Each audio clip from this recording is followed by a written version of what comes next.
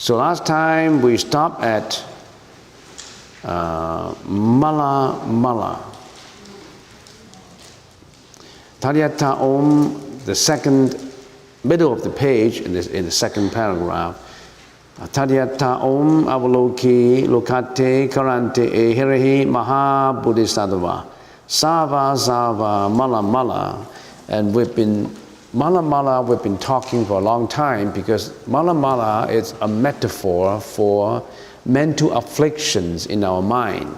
The Buddha expound in great detail about the mind, the structure of the mind,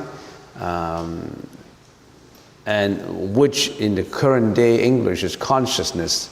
And we classify the 8 consciousnesses. Consciousness is Vijnana in the Sanskrit language. 8 consciousnesses. So the 8 consciousnesses in our interaction with daily life arise at the same time. But these 8 consciousnesses arise, they do not just arise by themselves.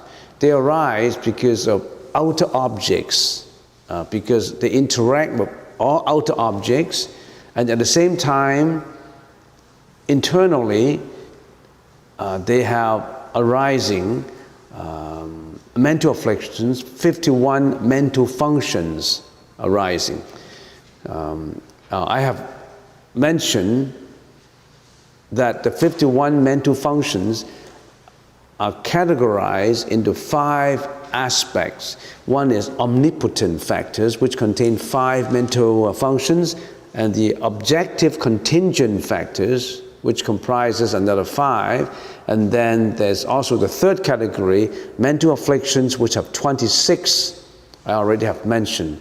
But I have not mentioned 2 others, so I really have to finish it up to mention 2 others. I mentioned the 3 aspects only. So there's another 2 categories which I need to mention to you. Mental afflictions contain craving, ill will, ignorance, doubt, indulgence, sluggishness, hatred, anger, and all those I already have mentioned. Now, how about the 4th category? The 4th category are wholesome mental functions, wholesome ones. Mental afflictions are the unwholesome ones. Now, because in our mind, when our consciousnesses interact with outer surroundings, what arises is not just in our mind internally, it's not just unwholesome mental factors, also wholesome mental factors. Faith, conscience, shame, no craving, no ill will, no ignorance, diligence, complacency, indifference, care, and non-hostility. Now, I'm not going to explain in detail which one, because if you look at the unwholesome factors and compare to wholesome ones, then you'll be able to figure out what they mean. Now, that includes 11 of them, wholesome mental factors. Now, the last 5th category is the indeterminate categories. In other words, you cannot classify them as wholesome or unwholesome. Sometimes in your thought, when you interact with outer surrounding, the thought comes up, cannot be classified as wholesome thought or unwholesome thought. It's indeterminate. Sometimes it's wholesome, sometimes unwholesome. Now, there are 4 indeterminate mental functions. The first one is regret. Regret can be wholesome and can be unwholesome. Maybe I need to explain, otherwise you don't know. Well, why is regret is indeterminate? Sometimes it could be wholesome and unwholesome. For example, you have done something wholesome. You make donations. You help our friend. And you've done something right. And then you donated, for example, you donate out of generosity, you donate $10,000 to a certain organization. And to you, it's a lot of money. And then after you donated it, a few days later, you think about it. Oh, gee, I shouldn't donate that much money. It's not right donating that much money. Oh, I shouldn't have done it. You regret it. You regret something you have done right. That is, so it's indeterminate. Regret sometimes is on the good side and sometimes could be on the bad side. Or somebody asks for your help and you say, no, I'm not gonna do that. I don't want to get into trouble. It's your business, none of my business. You reject to help that friend. You should have, but you didn't want to because out of egoistic feeling, out of the feeling of hostility, out of the feeling that you don't want to be implicated into the kind of affairs that your friend is involved in. But later you regret it. This is something that you should have done and you haven't, you regret it. So this regret is indeterminate as a mental function in your mind. It happens to you all the time. I remember there was a lady, a lay woman, few years ago, maybe 8 or 9 years ago. We have a few nuns in here, and this lady,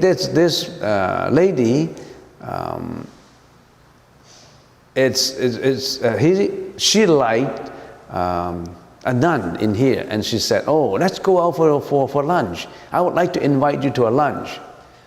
So the senior nun being invited, okay, I would like to go with you. So they went to a vegetarian restaurant, and so look at the menu, and the lady said, just order anything you want.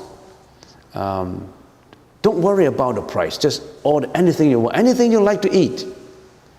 So the nun, being honest, she ordered what she liked to eat, and it happened that what she liked to eat is quite expensive. So after eating, when they paid the bill, the lady looked at it, wow, $120. 2 persons, $120? And she started to feel very unhappy. Oh, you shouldn't have ordered that expensive item. But the nun said, you told me to order anything I want. And you also mentioned don't look at the price, just order anything you like. So I ordered the thing I like, and it happened that what we order is quite expensive. And the lady regret. Oh no, she told me that nun is not right. I invited her to lunch, and she invited the most expensive. What I said, that is an indeterminate factor of mental functions in your mind. You regret something you have done right. It's good to invite someone to a lunch, but you regret it. I said, you already have spent $120, and you told the nun that you can order anything you want, as long as you like it. And now you regret it. Throw away that regret. It's good to give someone happiness by inviting him or her to a lunch. So regret is indeterminate. Okay, regret. Dull-mindedness or drowsiness. Drowsiness sometimes is indeterminate because it's dull-minded on something good. It could be on something bad. So it's indeterminate. The third is discovery. Or investigate, discovery.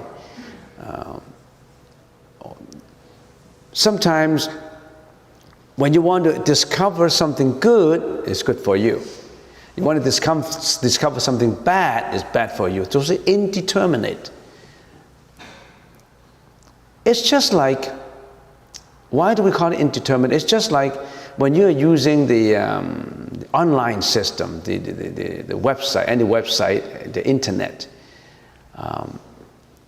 They say now the internet can provide you with a lot of chances to learn, to have fun. You listen to a piece of music, you don't really have to go to the theater, you don't really have to go to places that music houses or buy records. So you can access the internet for good music, for something you want to learn. You like to learn drawing, you like to, anything you want to learn, you get it from the internet. But if you try to discover decent information, to learn something you're interested in decently is good for you.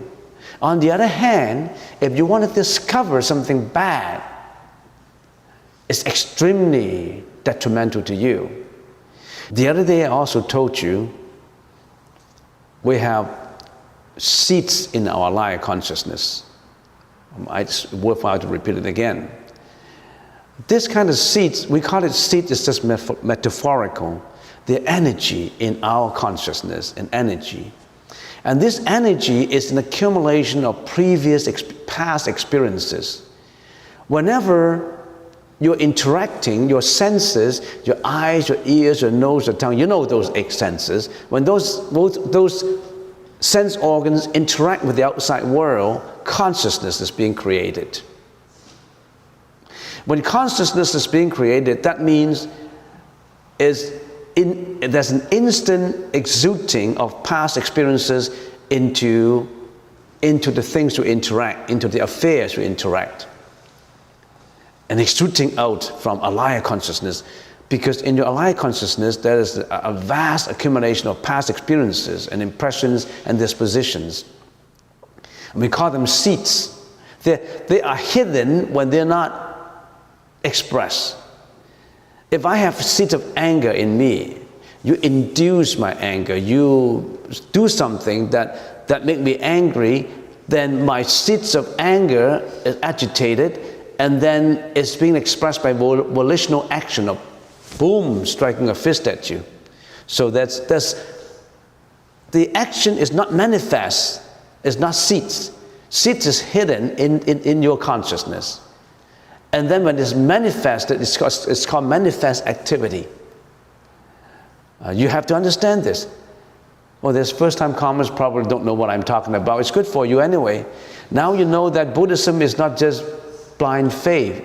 It's about the study of the mind, about the study how you interact with people, about the study of how an anger comes up so that you can subdue your anger, how jealousy, hatred, depression, all these things come up. How do you recognize them? How do you understand them? How do you talk to them? And how do you subdue them? How do you overcome them? That's Buddhism. Nothing about kneeling down in prostration and get blessings from Buddha. Now you know that, eh? All right, getting back to this. So I said, discovery. When you interact with the outside world, there's an exuding of past experiences, previous life experiences that store in there, present life experiences, transforming all the environments that you want to interact. So when I see things differently than when you see things. Why? Because your past experiences is different from mine. When someone talks to me, it has an infuriating connotation. But in me, because my seeds of anger and hostility is not as strong as yours, you think that is an insult. I don't think so. I think that is just a comment that I don't need to attach to. I don't get angry, but you get angry. It's different. No one is the same. All right. So, seeds produce manifest activity. If you take notes, this is a very important word. Seeds produce manifest activity.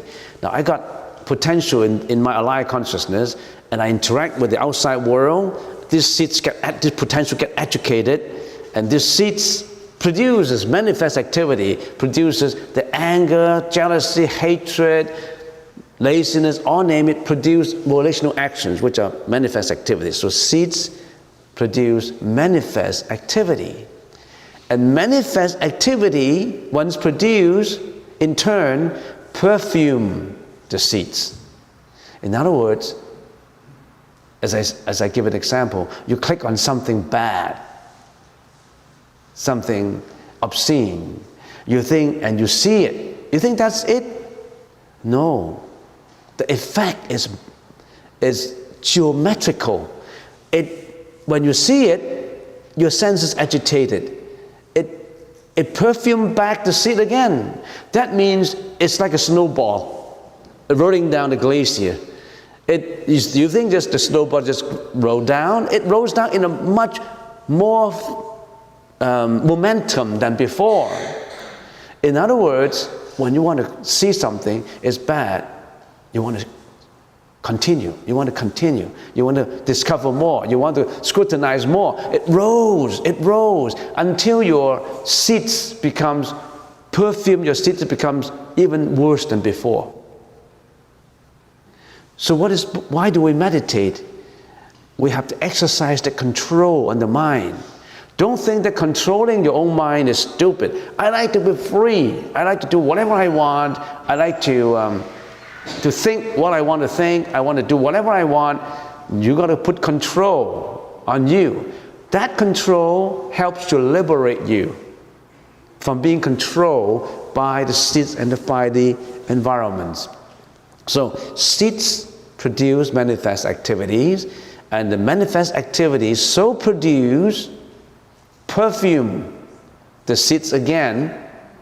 So the three processes happen in a chain. What are these three processes?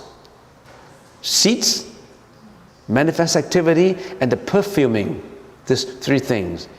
It happened not just when you click on the computer. It happens now. It happened now. You don't know about it. How did it happen now? In your mind, you have that intention to learn about Buddhism. You have that intention of being wholesome. You have that intention of being, I want to have a peaceful mind. I want to learn about enlightenment. I want to be peaceful on a Saturday morning. I don't want to go partying. I don't want to go to McDonald's. I don't want to go to Kentucky Fried Chicken for breakfast. I want to come to the temple for a peaceful meditation. So that is the thought in you. And that thought drives your feet to get into your car, to ignite the car and drive all the way from Burnaby or wherever. Come to Richmond, attend this morning meditation session, and then you chant, you meditate. That becomes a manifest activity. That manifest activity in turn produces perfume it. You're circumambulating, you're listening to the monk talking about mala mala, talking about mental functions, and that perfume back to you. So there's a lot of perfuming going on. So seeds produce manifest activities. Manifest activities so produce, in turn, perfume the seeds. Then these three processes happen in a chain instantaneously, and it never gets erased. It's in your computer. It's in your memory. It's reinforced. So how glad are you coming for a peaceful meditation this morning? You should cherish it. How many people come for meditation? Not very many people. What do they do if they don't come for meditation? They just slept in. They have their wild dream. So, seeds produce manifest activities produce perfume the seeds, and these three processes affect each other instantaneously. And all this occur simultaneously with causality. In other words, cause and effect happen instantaneously and simultaneously together. Cause and effect. Okay, so that's discovery. So the indeterminate factors contain four. I already have mentioned regret. You cannot determine it as wholesome and unwholesome. It's changeable, indeterminate. Regret, drowsiness, discovery, and last but not least is scrutiny or analysis. Analysis could be good or bad. If you analyze the right stuff, the right thing is good. If you analyze the bad thing as bad, it's indeterminate. So if you add all this together, 5 omnipotent factors, 5 objective contingent factors, 26 mental afflictions, 11 wholesome mental factors, and 4 indeterminate All these 51 broad categories of mental functions happen at the same time when your senses interact with all outside world. It comes at the same time. Right timing. So, now you know that our senses are constantly interacting environments. I'm looking at you, my eyes interact. You're looking at me, your eyes interact, your ears interact. Do your nose interact? Yes, you're smelling something from fragrance from the kitchen and you're thinking about the food. Occasionally you think, oh, this is going to be a delicious lunch. I can smell it from here. So your nose is interacting at the same time. Your taste is not at rest. Your tongue is at rest now. But at the same time, you have a very minute feeling of tasting your own saliva. You may not know about it because you have been doing that interaction all the time. And how about your body? So your body, your tactile consciousness, you're touching everything. You're holding your notebook, you're writing, so you're always constantly touching. So actually, when you are listening to me, all your consciousnesses are at work. Your visual consciousness is at work. Your auditory consciousness is at work. Your olfactory consciousness, the smelling, is at work. Your gustatory or your tasting consciousness is at work, tasting your own saliva. And your tasting consciousness will be working more ferociously than not now, but at lunchtime, when you're tasting everything. And then your tactile consciousness now is at work because you're writing, you're touching. And how about your thinking consciousness? Your thinking consciousness is investigating, determining whether you believe it or not, thinking, analyzing, discovering, is at work all the time. How about your manners consciousness, your egoistic consciousness? Oh yeah, I know this. Oh yeah, okay. I didn't take my notes. Did you take the notes? Do a good job for me. So anything that I cannot take, you take it for me. I talked to you already. So all these things worked. All these things, the ego is always there. It has never left you. And then how about this allied consciousness? It stores everything. So when all this consciousness is at work, at the same time, all these ministers, 51 ministers, mental functions, they're at work too. I like this, I don't like this, I hate this, I recollect, I have no feeling about it. All these things are at work at the same time. So when you come to think of this is just one word for the newcomers. When you get angry, it's not your outer surrounding that infuriate you. It's you. You let that mental function arise. When you are angry, when you are jealous, when you have hatred, when you remember past experiences, you're unhappy about it, the past is already gone. How can past things, gone, invisible, infuriate you now, make you unhappy now? They're already gone, but you attached to it. You brought it back. You brought it back. Oh, you have terrible experiences. You brought it back. You just divorced your wife and you have a broken family. You don't like it. You brought it back. Your past experiences, you brought it back through your eye consciousness and attached to it. So don't blame the environments for it. You internally are always simultaneously, instantly working in tandem with the environment, and all these mental afflictions come up. Sometimes wholesome, sometimes unwholesome, and sometimes these mental afflictions induce you into manifest activities like killing, lying, slandering, cursing, stealing, sexual misconduct, sometimes criminal offenses. You name them. It's all in the newspapers, Vancouver Sun, Globe and Mail. Check it. As I always said, lay down these 51 mental factors, point by point, flip the newspaper, oh, this is jealousy because of that. This is hatred. This is violence. You can always tie it. You can always tie these mental afflictions in your mind with what happens in events of Vancouver Sun. And sometimes people say, earthquake, tsunami. How does it do with my mental affliction? I never expected. I didn't do anything wrong. It relates to previous lives, karma. And that includes a lot of details when talking about previous lives. All right, I finished everything. Actually, I intend not to talk about mala mala anymore. But I have these two factors, indeterminate factors and wholesome factors, which you need to know. Because the mind is not just unwholesome, the mind is also wholesome.